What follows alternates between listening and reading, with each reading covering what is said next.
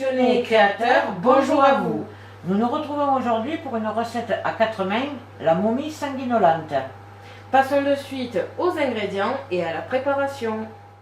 Pour la pâte à pizza, il vous faudra 400 g de farine, 225 ml d'eau, un peu plus d'une cuillère à soupe d'huile d'olive, un peu plus d'une cuillère à café de sel, un peu plus d'une cuillère à café de levure boulangère déshydratée.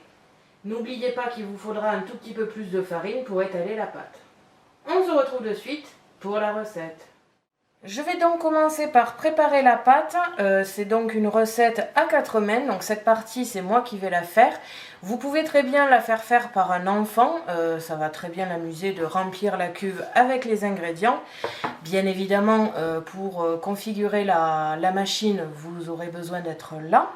Pendant que la pâte sera en train de faire, ma mère, elle, va s'occuper de la sauce tomate. Vous pouvez retrouver la recette sur la recette des cordons bleus que vous pouvez voir dans le petit i.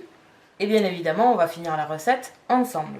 Donc je vais commencer par mettre les pales dans la cuve et il faut qu'elles soient face à face pour un meilleur travail de la pâte. On va ensuite mettre tous les ingrédients dans la cuve en commençant bien évidemment par les liquides. L'eau.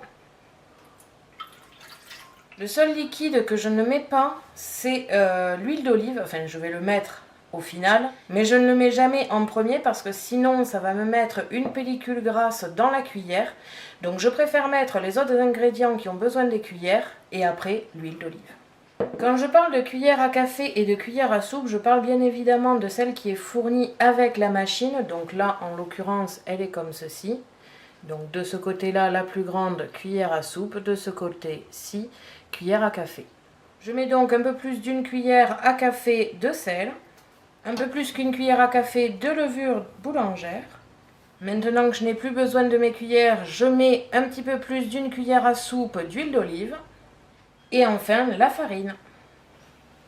Voilà, la cuve est maintenant prête, je vais l'insérer dans ma machine et on va pouvoir mettre le programme pâte à pizza ou pâte levée selon votre machine. En l'occurrence, pour la Home Bread Baguette de Moulinex, ça sera le programme 13 et ça sera donc parti pour 1h15. A tout à l'heure pour la suite de la recette. Pour terminer notre recette, il nous faudra une pâte à pizza, de la sauce tomate, du jambon dur coupé en lamelles, 400 g de mozza coupé en lamelles, quelques olives noires coupées en rondelles, un petit peu de farine pour étaler la pâte, un rouleau à pâtisserie. On se retrouve de suite pour la préparation. Nous allons donc commencer par étaler notre pâte. Alors exceptionnellement, je mets la farine de ce côté parce qu'elle a décidé de s'accrocher un petit peu au rouleau.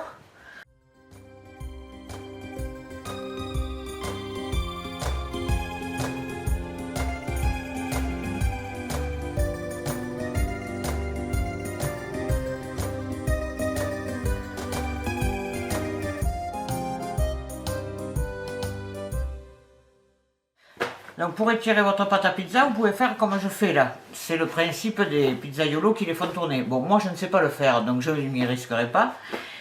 En la faisant tourner comme ça, vous pouvez l'étirer davantage qu'au rouleau. Et un petit peu plus fin aussi. Enfin après ça dépend comment vous aimez la pâte à pizza. Ma mère ayant étalé la pâte, je vais déjà commencer par découper les bords. Question d'avoir quelque chose d'assez droit. Et ensuite on va tailler 2 rectangles. Le reste de pâte, vous pouvez le congeler, vous le reformez en boule et ce sera possible de le congeler. Vous pouvez faire une autre pizza avec si vous en avez assez et si vraiment il ne vous reste que peu de pâte, vous pouvez très bien la jeter. Une fois nos rectangles de réaliser, nous allons tout simplement faire une forme de cercueil.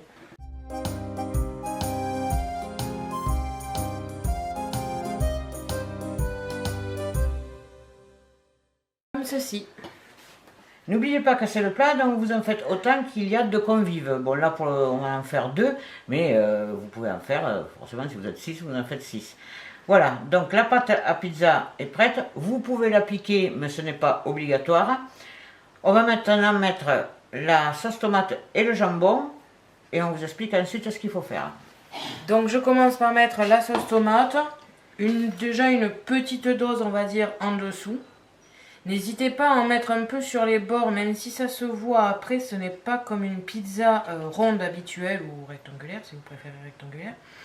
Il n'y a pas besoin de bords, ça fera encore plus halloweenesque si ça déborde un petit peu.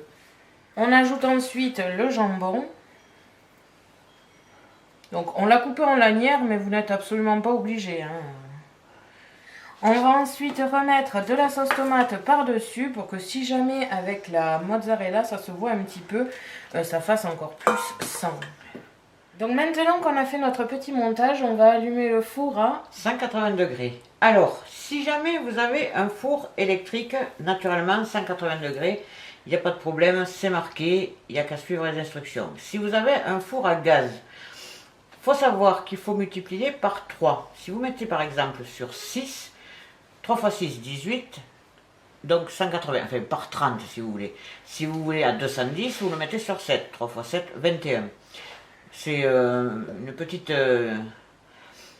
astuce que tout le monde ne connaît pas. Voilà, mais bon, nous, comme on a un four électrique, nous allons le mettre à 180. Alors il y a une petite subtilité à savoir, donc là comme vous le voyez il n'y a pas la mozzarella. Donc la petite astuce c'est qu'on va le faire cuire environ une vingtaine de minutes au four et 5 minutes avant la fin de cuisson nous allons rajouter, enfin même 3 minutes avant la fin de cuisson nous allons rajouter la mozza. Vraiment pas plus de 3 minutes sinon la mozzarella va fondre totalement et ça n'aura plus du tout l'aspect d'une momie. On se retrouve quand on posera la mozzarella, comme ça vous aurez une petite idée de comment la poser. Nous avons donc les pizzas qui ont fini de cuire à peu près, enfin un petit peu, avec les 3 minutes de plus ça suffira. On va donc poser la mozzarella.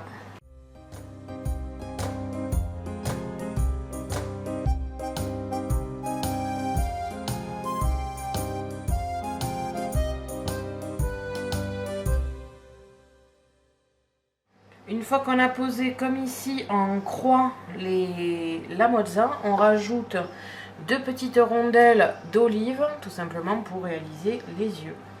Comme ceci, on va maintenant les réenfourner pour 3 minutes. Voilà notre momie sanguinolente une fois cuite. Donc pour la présentation, laissez libre cours à votre imagination. Vous pouvez la présenter comme ça avec des araignées, enfin vraiment pour Halloween ou avec une petite salade verte à côté. Enfin, la présentation, c'est vraiment libre cours à votre imagination, comme je le disais tout à l'heure. Donc on vous souhaite un bon appétit et un joyeux Halloween. Merci à tous d'avoir regardé notre vidéo.